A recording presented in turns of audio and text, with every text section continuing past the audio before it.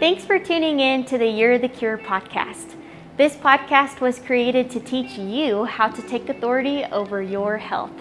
Another great way to do this is by signing up to be a Veritas Wellness member, where you can be equipped and educated on how to reverse chronic diseases and to live life abundantly. If you choose Veritas Wellness, we'll walk alongside you, provide hours of wellness content, as well as educational courses from Dr. Ben. We would love to partner with you and teach you how to not need a doctor. Sign up today at veritaswellnessmember.com. And with all of that in mind, let's jump right into this week's episode of You're the Cure.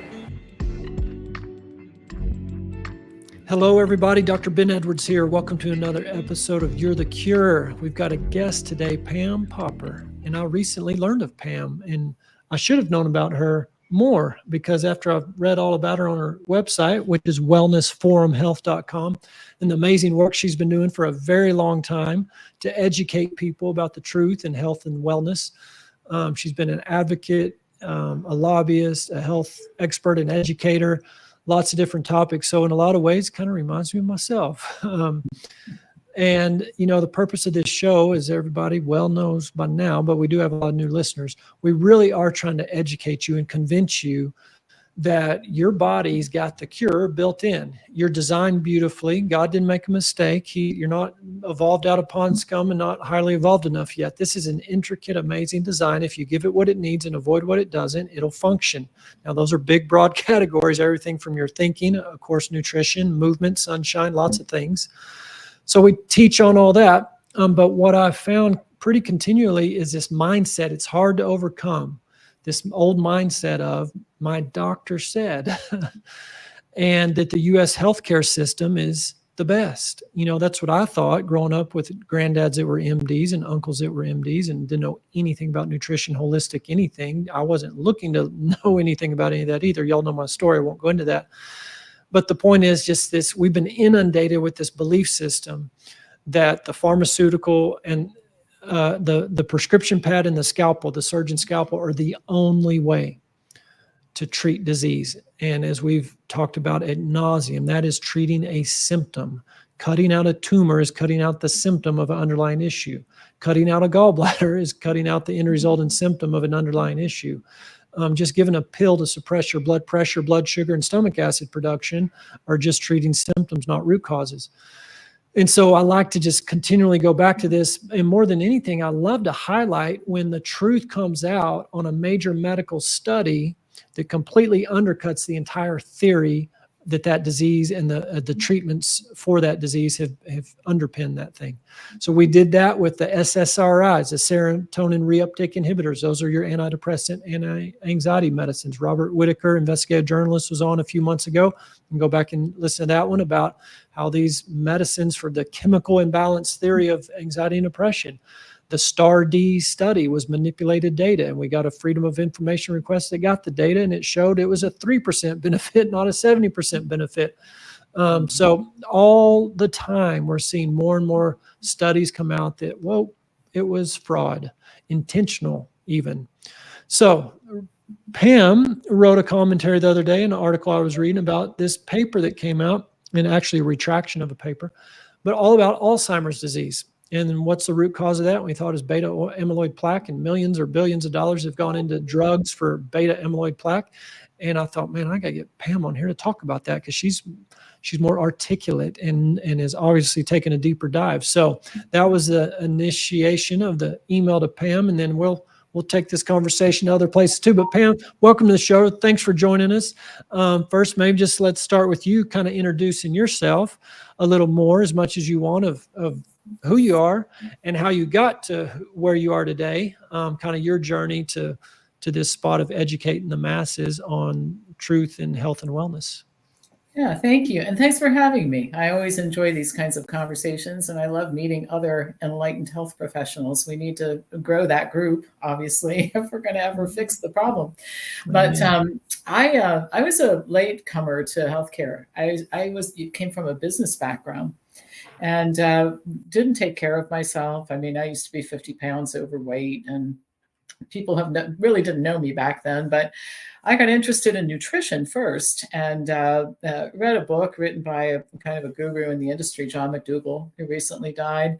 And I changed my diet. I became a marathon runner, and that was the taste of health. You know, it's like, oh my gosh, look at how different I look, look at how different I feel, and it didn't take long for that to accelerate into I want to know more about health. So I went back to school, I re-educated myself. And I think it was helpful that I had a business background when I started my healthcare company, because they should teach this in medical school, but they don't, as you know, how to be in business and still help people get better and all that. So that helped a lot. But I opened my business in 1996, and I was looking at this from a business perspective, like, what does the marketplace need? And what I determined was people needed a vehicle for making informed decisions about healthcare. In other words, the way that healthcare was structured then, and it's gotten worse now, is that it's unlike any other consumer purchase, because you're expected to take responsibility for looking into whether or not a particular house is a good one for you to buy, or a car, or any other major purchase. We expect to take some responsibility. Then we walk into a doctor's office and we go, oh, it's just too complicated, so we better do what we're told. And as you and I both know, and I think anybody watching this, it's catastrophic when you walk into an office and say, tell me what to do, and whatever it is, I'll do it. I'll have this test. I'll have these screenings. I'll take this drug. I'll have this procedure. So people just do what they're told. So I thought, I'm going to start a company that helps people make decisions in an informed way about healthcare. So I started doing seminars, and we have a membership program, and I created libraries. And over the years, it became fairly sophisticated. We have 3,600 hours of videos that people can watch, and 2,000 referenced articles, some of them 15, 20 pages long, on the way to treat everything from kidney stones to terminal cancer. And one of the things that we do is we help our consumers learn how to read the medical literature, and they often do a better job of understanding it than the doctors who they are under their care, so that they can say, a good example would be a cancer patient saying, I've looked at the outcomes data on this treatment that you've proposed, and it extends my life for 8 months, and I think that's not really the outcome I'm looking for. So thanks for the suggestion, but I'm going to be doing something else instead. So it's really power to the consumer. And what happened, and I hadn't intended this in the beginning, is that doctors and healthcare professionals, the good ones, started saying, I better learn how to do this too. I want to learn how to use this informed approach in my practice. So we opened a school in 2009. We train health professionals, and we just got into the direct care business this year, opening a clinic in our office that provides direct care. So we're moving from just being the consultants who help you navigate to the deliverer of care.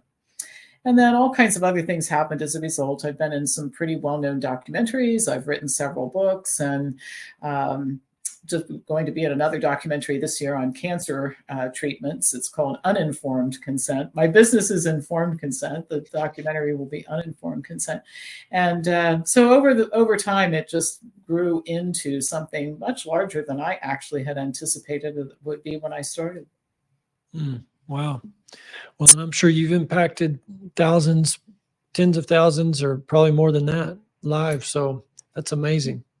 Yeah, well, it's a wonderful approach, and it puts consumers in control. And it's actually the way everything else is done. And I tell people all the time, I've never heard of anybody standing in the driveway with a realtor saying, I'm so stupid about real estate, you're just going to have to tell me where to live. We seem to, even if you're not in the real estate business and you don't know anything about construction, you seem to be able to figure out if the house is priced right, what the comps on the street are, can I afford to pay the taxes, what's the mortgage payment going to be, have somebody look at the house and tell you it's going to need a new roof in 2 years, and somehow you put that all together and you make a purchase. Even though you're not in that business, you manage to make an informed purchase. And the same thing is true with many other complicated things. This is no different. We just, I think it was an assumption that it's different that drove the current paradigm. And one of the things that people are learning is they just can't afford to make that assumption anymore. There are too many people who get hurt.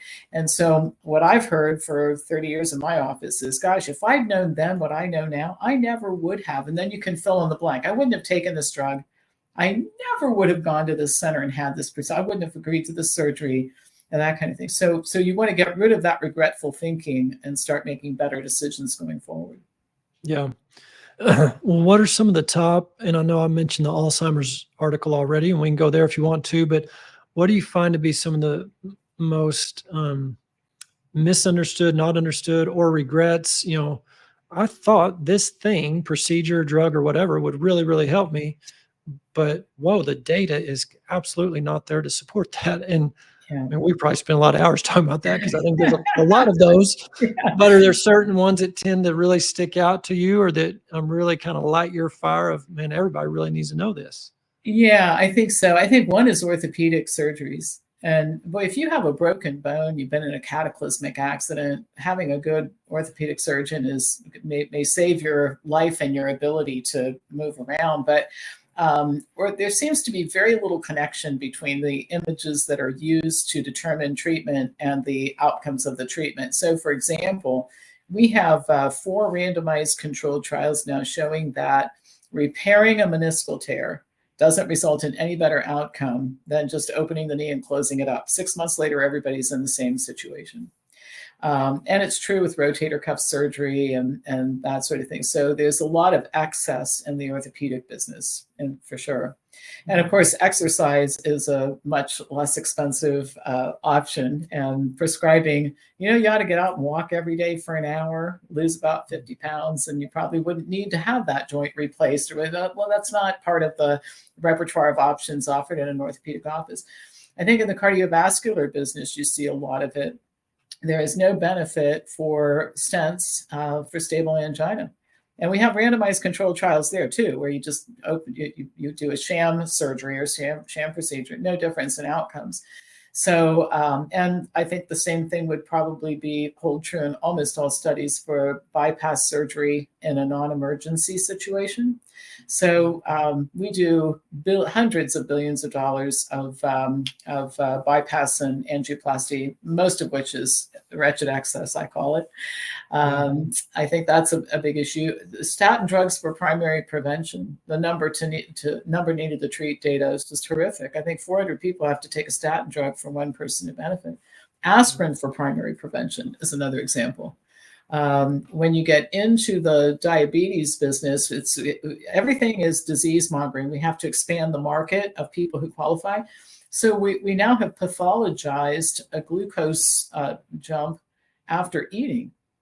It's ridiculous, right? I mean, you eat lunch, and if you're eating the right kind of food, you're going to have higher glucose levels in your bloodstream, and insulin takes care of that. But we've pathologized it. You're supposed to have low glucose levels all the time, and that's what's driving a lot of the keto and paleo diet recommendations right now.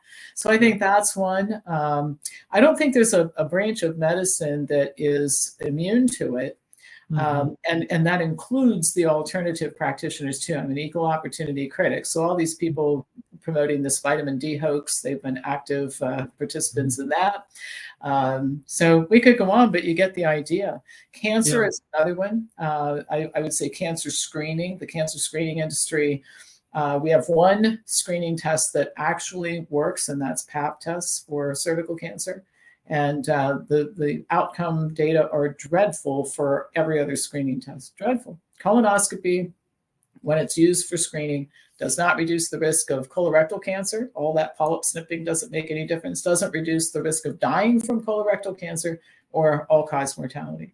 And we could go through the whole list. So you get the idea. You'd better be an informed consumer, because any interaction with a doctor is likely to lead to unnecessary care.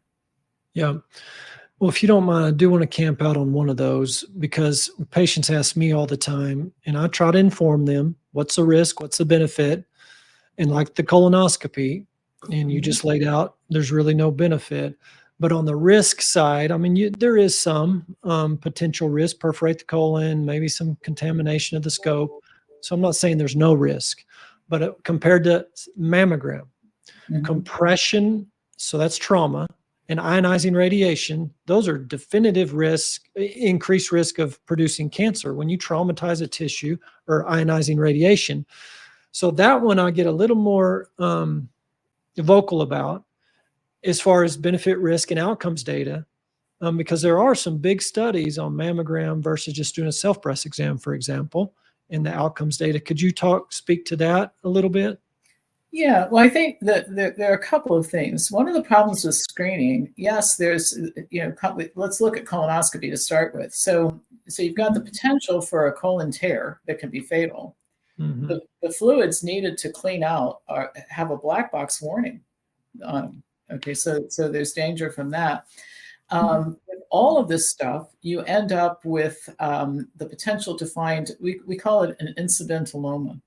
In other words, you have no symptoms, but we find something that causes concern, and you get herded into the medical mill for more diagnostics and that sort of thing, and even treatment for not cancer.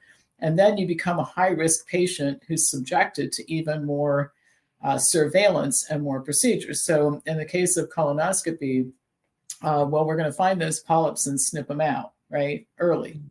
Well, now you're a high-risk patient because of the polyps. That's the first thing. So every time you have a colonoscopy, you increase the risk of something bad happening. Those things increase over time. And nobody bothers to tell you. Somebody might say, for example, well, what if I have polyps and we don't get them snipped out? Well, polyps develop on mucosal surfaces due to irritation. So if you do have polyps, they can't hurt you unless they grow. So why don't we look at what causes them to grow, and you stop doing those things, and then you don't have to do this anymore. So you stop eating so much animal food, you stop eating so much fat, all the things that irritate the mucosal surface and grow the polyp, and then you don't have to worry about them. You'll probably die with the polyps at whatever size they are. They don't turn into cancerous tumors until you really nurture them for a good long time, right? Mm-hmm. And then of course in the case of mammography, you're right. The compression of the tissue is devastating. But the other thing is you find a lot of ductal carcinoma in situ, which isn't cancer. It might be a risk for cancer, but we treat it like cancer. Now you're a cancer patient. You've had surgery. There are risks associated with that. You've got a contained capsule, maybe a biopsy that pulls the cancer out of that contained capsule and causes metastases. You are a high-risk patient. You're a cancer patient. And there's nothing like that. Think about what that does to your psychology, right? Yeah. Surveillance. And then the most insidious thing about this is that most of what you find with screening mammography is not cancer that gets treated like cancer. So you take a bunch of people, a bunch of women who don't have cancer, and you diagnose them with cancer and they become survivors. Now you've got them racing for the cure and all that. They become part of the cancer industry to gin up fear and support and money to perpetuate it and make it even bigger. So I know I sound like a really cynical person. People say, Pam, you're so negative. I don't know how to spin what I just told you positively. I mean, what do we say about what I just said and make it sound better than what it is? It's terrible. Yeah. It's even worse for men with PSA testing. Yeah. Yeah. And a self-breast exam, as far as outcomes data, is equal to mammograms, correct? Well, it's also useless. And in terms of here's the outcome. You have to determine what is the outcome you're looking for. What are people really looking for? They don't want to die of cancer. Yeah. Everything else is background noise. All right. Because nobody would subject themselves to any of this if they knew that it didn't change your due date with God. That's what they want to do. Make sure that they live their full lifespan. Self-exam doesn't help either. And there's another part of all of this that is, I think, very important. And that is that to gin up $4.5 trillion worth of healthcare a year in this country. That's what we spent last year. You're going to have people worried about their health all the time. Mm-hmm. And so just think about, I got to examine my breasts and I got to watch for changes on my skin. Everybody's walking around neurotic all day long. And that in itself causes illness. And that causes people to hang out with doctors, which is a fool's errand if you want to stay healthy. Now, please don't misunderstand what I'm saying. If I had a headache and it didn't go away in 2 weeks, I'd go have it checked out. I'm not an idiot, right? But here's where I am right now, to just tell you my mentality. And I'm not proposing that everybody should do what I do. I'm proposing it as something for people to consider. I'm 67 years old, almost 68. I take no drugs. I can run a 9-minute mile for an hour. I can bench press half my weight. And I work 18 hours a day. And I don't know many people who are 30 years old who can do that. And I'm of sound mind, I think really well, which is how I do all this writing and creating and speech giving and everything else. Okay, so I'm healthy. and I have a lot of confidence in my health. All right. What would change that? Something that causes me to doubt how healthy I am. Well, my God, Pam, you're 60, almost 68 years old. You better go get checked out. Now we start finding stuff because we look. And in a body my age, you're going to find stuff. So now Pam's not quite so confident in her health. And then that starts to work on you. And whatever you're thinking, that's what's going to happen. People don't really understand the power of thought. So I think I'm healthy. I'm healthy because I think I'm healthy, and anything that chips away at that belief, which is not false, by the way. I don't look like I'm 68 years old. I have the energy level of somebody who's not 68 years old. So anything that chips away at that belief then starts to turn me into a person susceptible to the lure of the medical mill. And I don't want to go there. Yeah. As a man thinketh in his heart, so is he, scripture talks about. And this is so powerful. I was just looking at it was an old YouTube video, the PAIR Research Lab, Princeton Engineering Anomaly Research Lab. But basically, I'll probably butcher this, but in this Princeton lab, they had this, I'll say, computer-generated randomized event generator. So dumb down that to, if you flip a quarter 500 million times, it should be half the time tails, half the times heads. These random event generator, it generates these random number sequences. And they did a study where they had a group of people that were instructed to think about this certain number outcome. This second group thought about a different number outcome. And the third group was neutral, was instructed not to think of anything that would affect that random generator. And they showed beyond statistical significance, so this wasn't just a random thing, that the power of the people thinking influenced this computer's random generation event. I mean, we see that with that observer effect with these electrons firing out this electron gun. And when it's observed by the researcher, it changes direction. When it's not observed, it does. I mean, the power of our thinking, impact on the DNA, that double helix, tightening up or loosening up. The water that our mitochondria floats in is impacted by our thinking. Dr.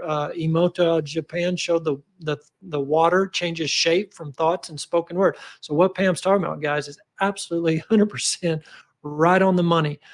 I want to go back, Pam, because you kind of skimmed over it, and the audience may not have catch the word stable angina. What that means, guys, chest pain. Like you get up and walk to the door, or you carrying in some groceries from the car and walk up 3 steps, you get some tightness and pressure and maybe a little shortness of breath, but you set your groceries down, sit down on the couch, chill out for a minute, and that goes away. And this kind of happens over and over. So that heart muscle is not getting enough oxygen, and it's creating that sensation of pressure, pain, and heaviness and shortness of breath. But it goes away when you rest. So that's what stable angina is. And what Pam just said a while ago was, if you go in there to your cardiologist and he does the stress test and does the angiogram and he sees 70% blockage of your pipe and goes and puts a stent in that thing, or bypasses it and cracks your chest and does surgery, Pam just said that does not change your outcome, as far as that does not prevent your future heart attack and death from that heart attack.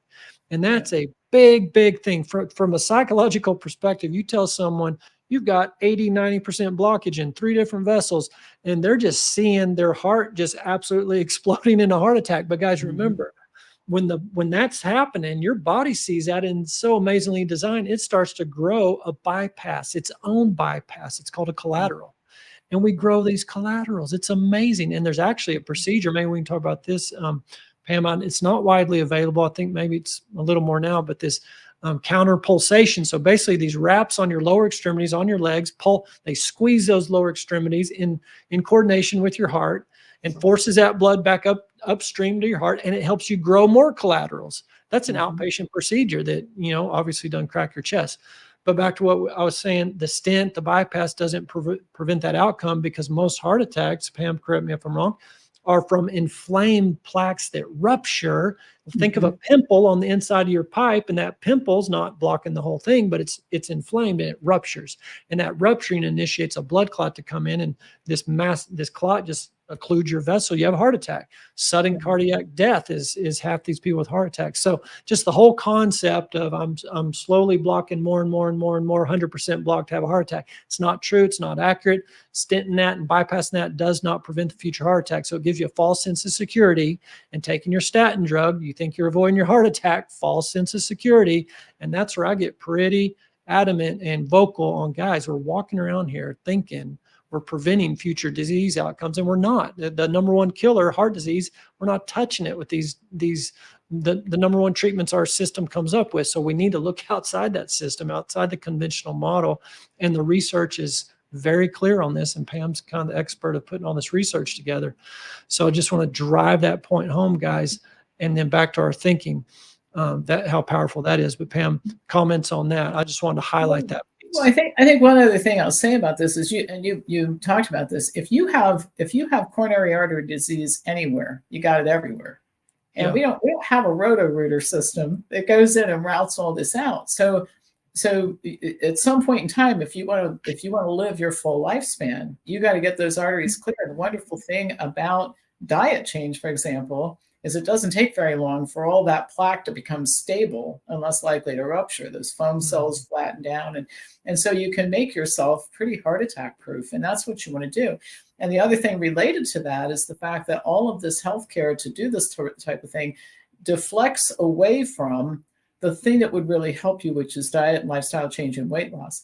So we've all seen and I find this very distressing, the person who passes with flying colors all the screening tests recommended for the person their age. I don't have skin cancer, I don't have breast cancer, I'm not diabetic yet, and all this kind of thing, but I weigh 100 pounds overweight and I'm eating steak and cheese for dinner.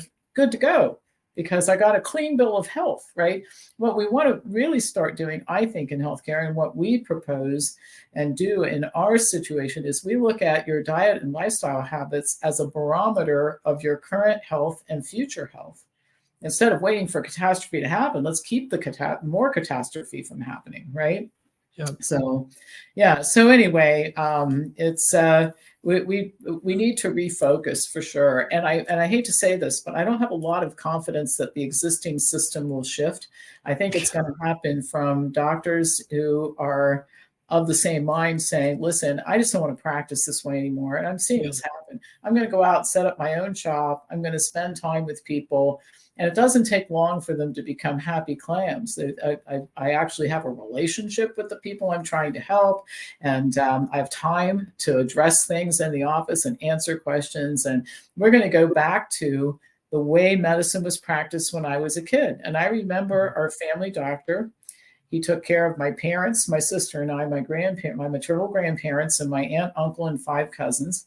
He knew about our family. He was well respected.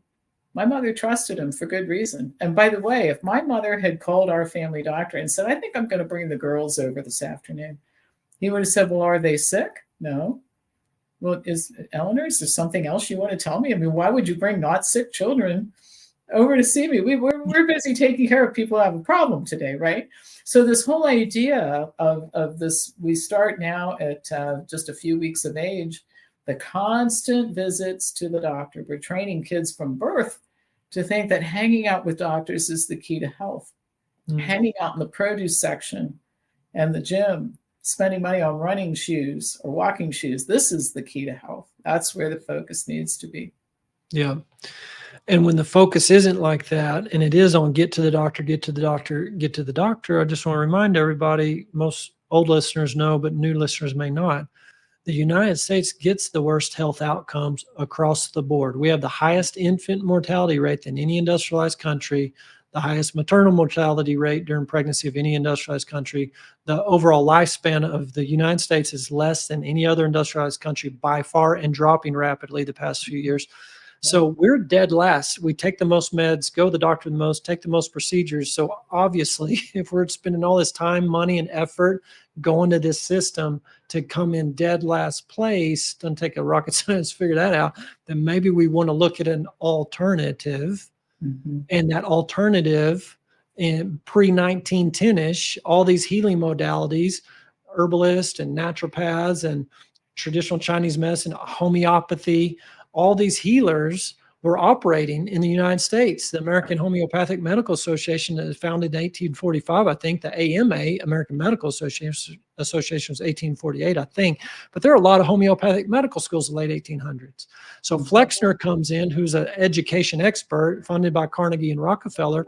They told him to go look at all these medical school curriculum around the country. And he came back and reported it needs to be standardized to the allopathic model, which is the MD pharmaceutical based, and everything else got delegitimized or defunded or made illegal sometimes, and that couldn't be licensed.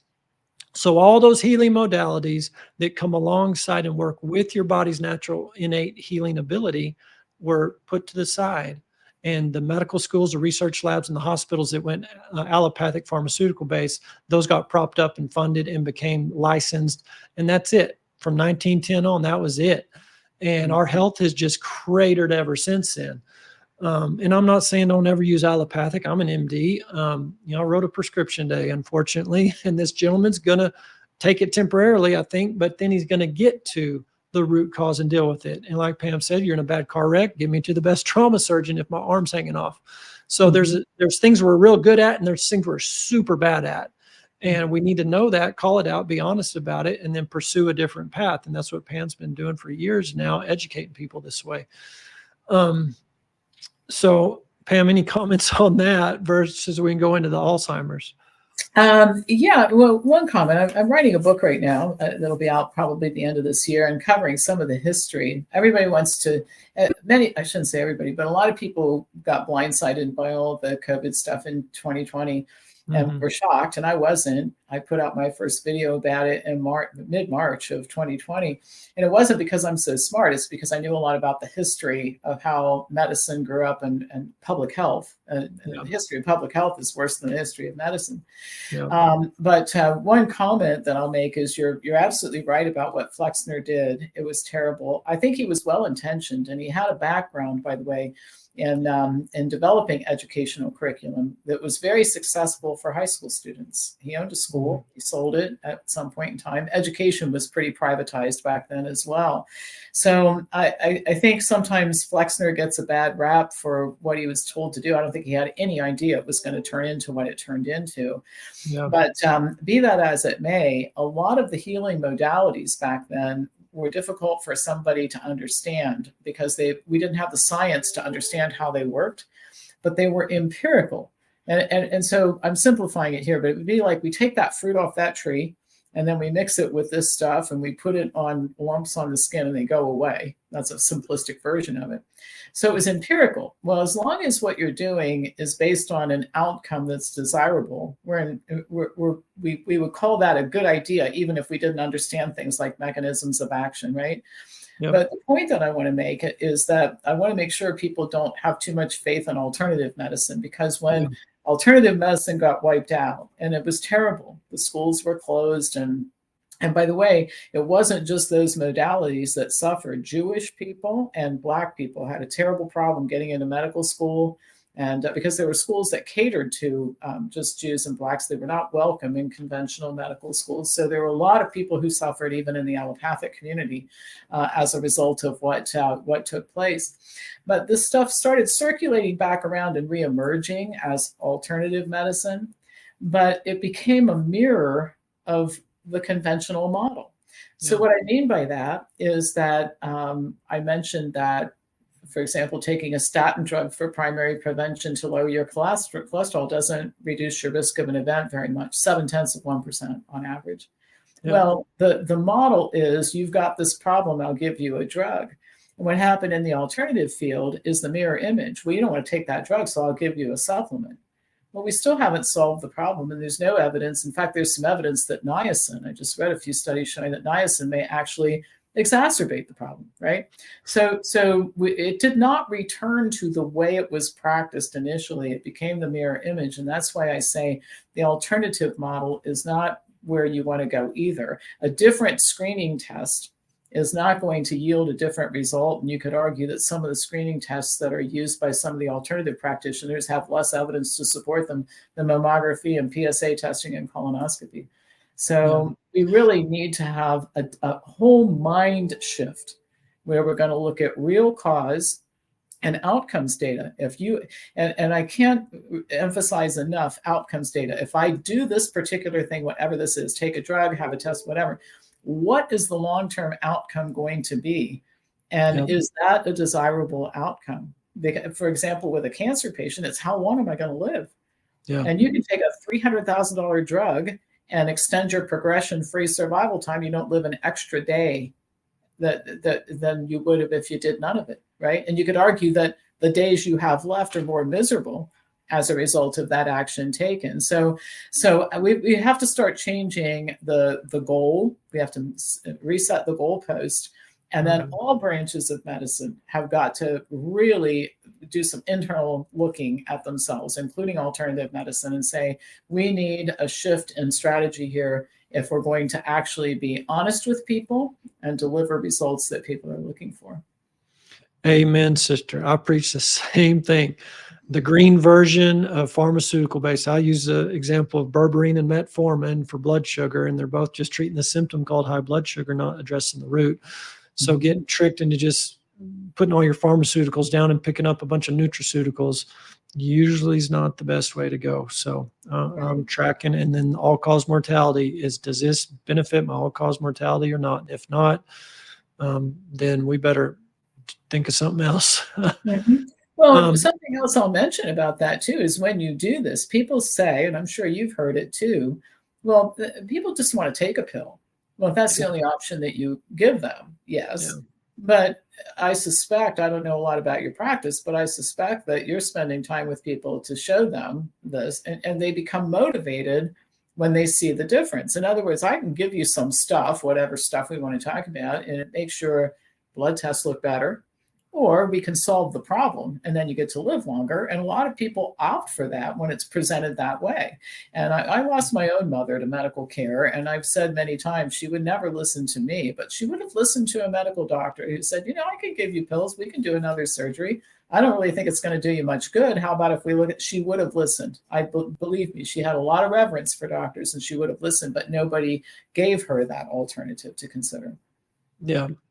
Well, I'm sorry on the behalf of my profession. Oh no, it said, well, she did her part too. I mean, it takes two to make a problem. And my mother was she kind of got to liking to be sick, and that was an issue. But the point is, we really do have to change things. And I don't know if you know this, but every single state has a law requiring that this be done.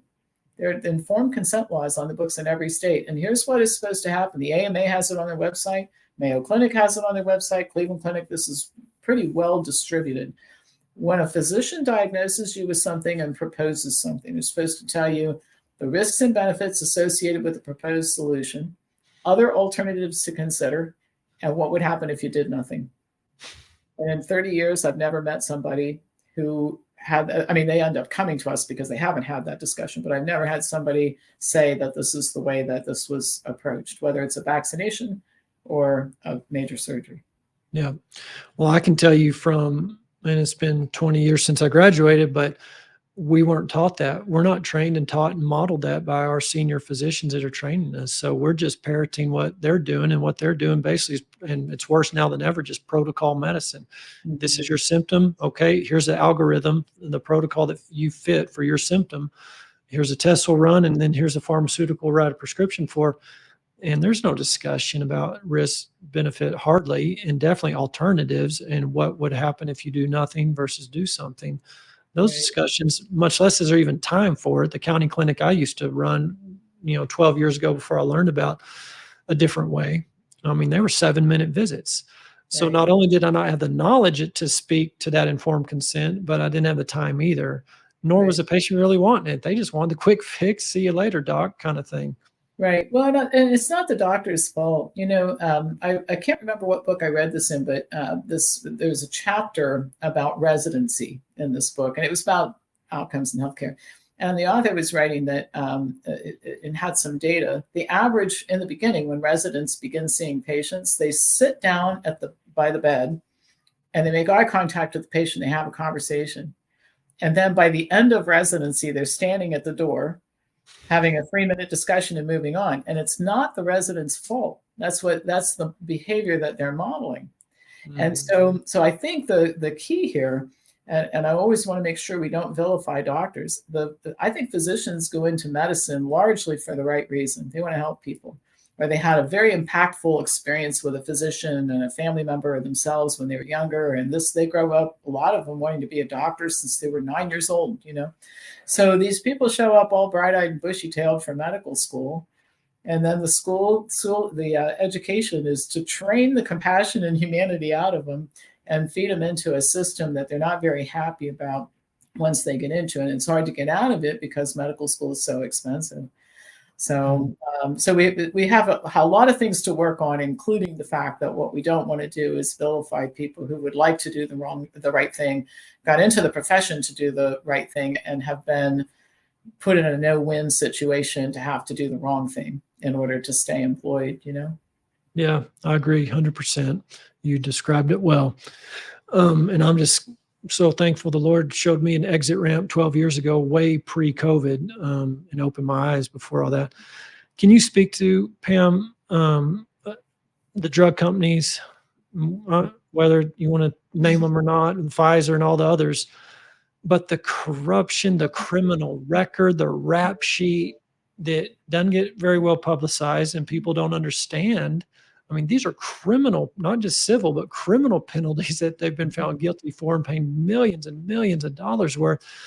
And I imagine most people don't know that. And they just kind of blindly submit to their next product that rolls out. And of course, their doctors tell them about it. And the doctors don't know the full truth. But speak to the influence of pharmaceuticals and the research in medical schools and doctors and just in our culture, advertising and everything. Yeah. So I'll try to make this short, but here's what has happened. So some systems are set up to promote misbehavior. And so what has happened is pharmaceutical companies make a lot of money, and for a long time they could justify it. Let's face it, the development of antibiotics and insulin saved a lot of lives. So again, we got to make sure that we don't vilify an industry that started out with some good intentions.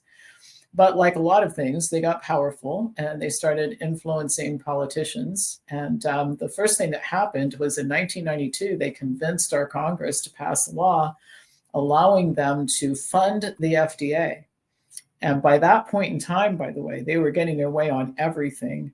The 1986 immunity deal for vaccines, and then this.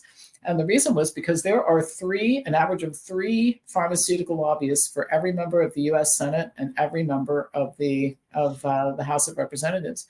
And at the local level, it's no better. Your own legislature in your state, my state, very heavily influenced by big pharma. They can't get elected without drug money. Same thing with the governors. And so they're controlling politicians and getting their way. So when they started funding the FDA, 3/5 of the budget comes from drug companies. The approval rate is now 100%. They very seldom turn anything down. I mean, everything gets approved. Even when their committees say, like in the case of these Alzheimer's drugs, bad idea, they do it anyway. And there's another insidious part of it too, which is the drug companies hire people who work for the FDA to go to work for them after their stint at FDA. So often the regulator is looking at their future employer across the desk saying, gosh, I make $90,000 a year here at FDA. And if I make nice to these people, I get paid $350,000 5 weeks after I leave this job. I don't want to get this guy angry with me because, so it's just a whole dynamic that it's ripe for misbehavior. Mm-hmm. And as a result of that, the immunity deal and that one law, things that were already going the wrong direction, it accelerated a lot. And so now the drug companies, they own the trial sites. They conduct the trials. The FDA does not get the raw data. I don't know if you know that. The drug companies submit their version of the data to FDA for an approval that's almost certain to happen. And by the way, one of the ways that became public was when a couple of lawsuits were filed, and the FDA was ordered by the court to deliver the original trial data. And the FDA said, we don't have that. We only have the drug company's version of it. It had to do with the cholesterol drugs, statin drugs. So anyway, so essentially, they are completely unregulated industry because they've managed to take government and make it their business partner. And then, so that's why when Pfizer had one of its biggest episodes, they paid the largest criminal fine at the time in the history of the United States. They paid more criminal fines than members of the mafia. And they're still in business. Why? Because for them, an $8 billion fine, which sounds like a lot of money to you and I, it's like you and I paying a traffic ticket, right? You'd rather have the $100, but you're probably still going to eat lunch today. So they just look at that as a cost of doing business. And so the products become less and less useful and more harmful. And the egregious behavior becomes more and more exacerbated. And it's still not over. I mean, it's turning around with more people understanding it. But there are award ceremonies happening all over the world today, vaccine conferences where Albert Bourla and Pfizer are honored for their great contribution to solving the COVID problem back in 20. And you wonder how people can do this with a straight face.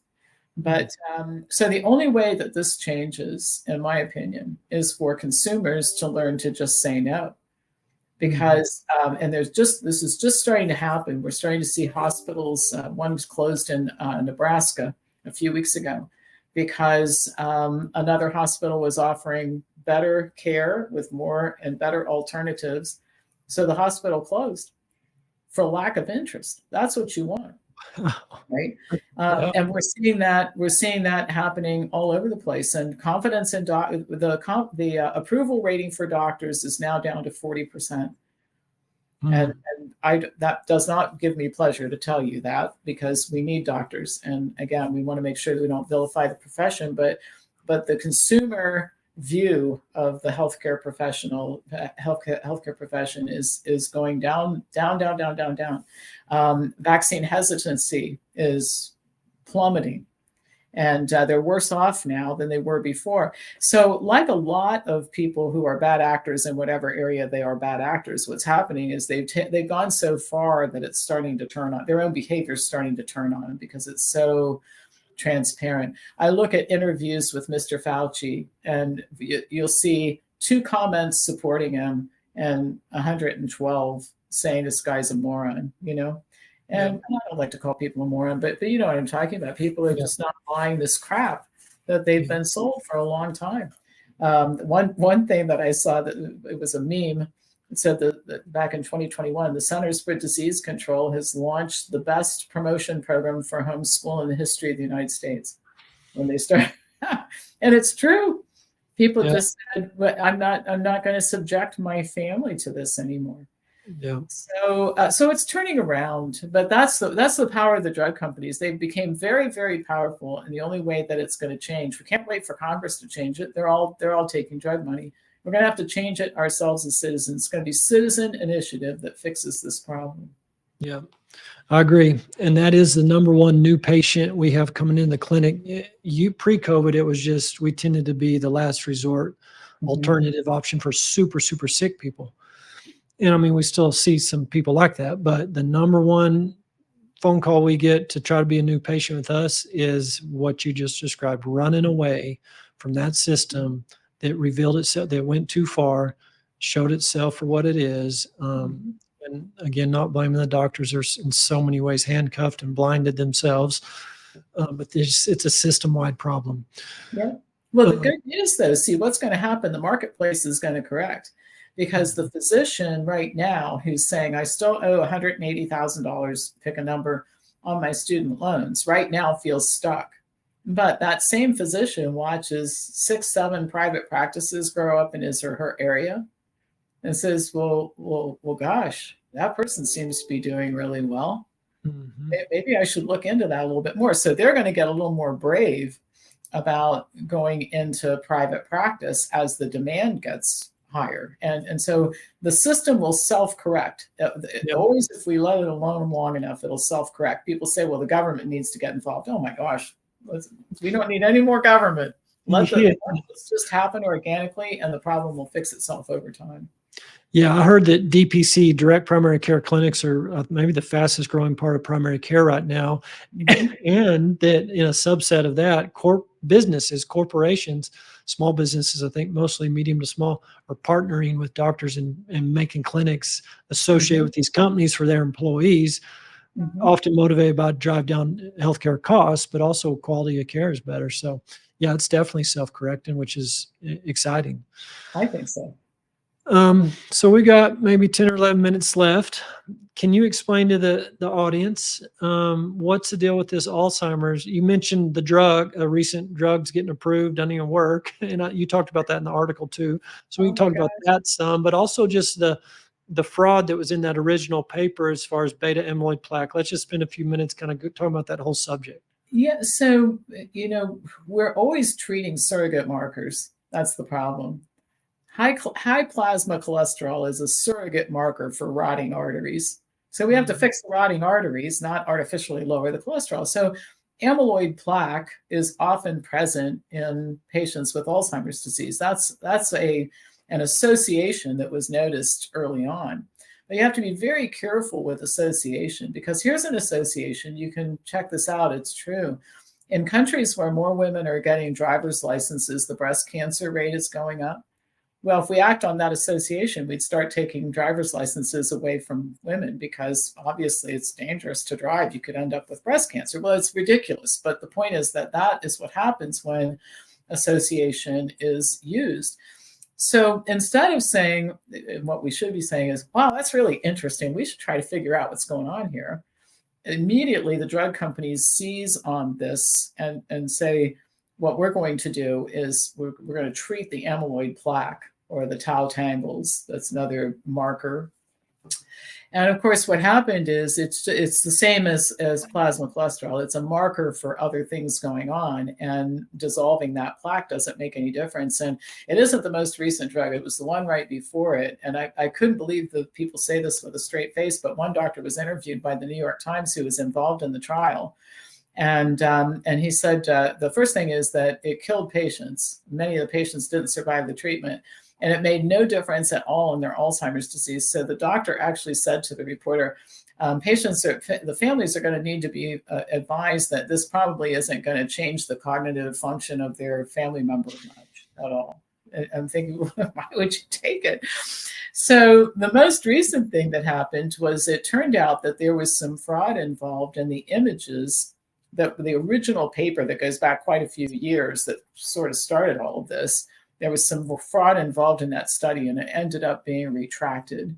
And so it just goes to show how ridiculous this all is. Not only did we not look into what could be the underlying thing that's creating the plaque, which is really what you want to treat, and it's diet and a whole lot of other things, but nobody bothered to look at the study. We say it's peer reviewed. Well, it's peer review has a lot of things wrong with it, including the fact that the peer reviewers are often in the same field as the writers, and they're all supporting each other. So it's not as objective as people might think. So we've worked with a lot of people, a lot of families who have a family member who's starting to go downhill. And here's what I can tell you about how to turn that around. Maybe the most useful thing I'll say here. There are several things that contribute to cognitive decline. And the first one is, what's good for the cardiovascular system is good for the brain, because your cardiovascular system is delivering all the material to the brain that it needs: water, oxygen, etc. So when you eat a heart healthy diet by our definition, which is largely plant-based, low in fat, high in fiber, keep yourself hydrated so your blood is not thick, sticky, and viscous, and all that sort of thing, is really good for the brain. Second thing is, exercise is good for the brain. Exercise is good for everything, but exercise promotes the production of something called brain-derived neurotrophic factor, BDNF, and it's one of the reasons why former addicts, for example, benefit so much from running, because it actually helps them to rewire their brain. All right, and exercise, particularly running, does that. Social engagement. We have a big problem with our seniors being isolated and alone. So social engagement is important. Using your brain. You hear use it or lose it with your muscles. It's the same with your brain. So learning a new language, learning how to play the piano. Every college and university that's state supported in every state allows people who are 60 years old and older to take classes for free. Go to your local university and take an art history class, or my dad did the equivalent of a master's degree in horticulture at Ohio State. He didn't do it for credit. but it gave him some place to go every day. He did that for 3 years. He was at Ohio State from like 8 to 5 every day and loved it, right?